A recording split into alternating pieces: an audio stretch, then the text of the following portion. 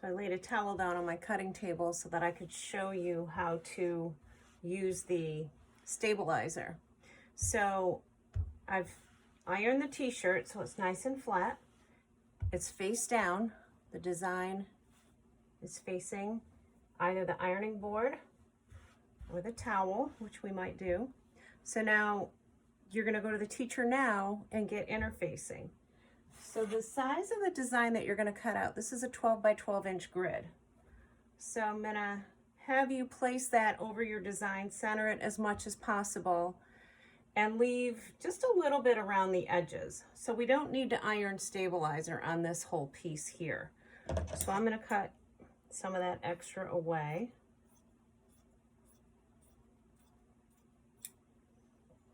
We'll take that off. And I've already cut a piece of stabilizer. I don't know if you can see, when you see this stabilizer, there's a rough side that has bubbles and there's a smooth side. The rough side with the bubbles is what you're going to place facing the t-shirt. And you can see that my interfacing pretty much covers the whole rough cut of the t-shirt. Then what I'm gonna do is I'm gonna take my iron, you wanna have it on steam, and I'm gonna set it on there. And you'll see that the bubbles kind of smooth out. I wouldn't run the iron this way. You want to kind of pick it up and move it around because you don't want your stabilizer to shift. You can wiggle it around a little bit like that. You don't want to create lumps and bumps. You want this piece to be smooth as possible by the time you finish. So you're going to take your time with this. If there's not steam coming out of the iron, it means more water needs to be put into it.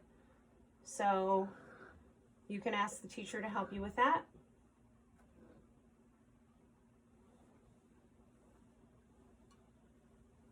And this is going to make it so that this t-shirt doesn't curl up when you go to cut it. So now I can run the iron over it because those bubbles, everything has fused.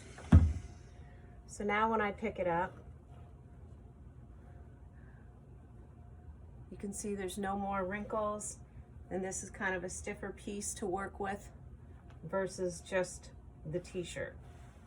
Then what you're going to do is go back to a cutting surface, which I will remove this towel in a minute, and you're going to center this so that till you're satisfied that you've set, it doesn't have to be perfect, the centering it. So you're just going to look at these grids, and if visually to you it looks centered, that's good enough.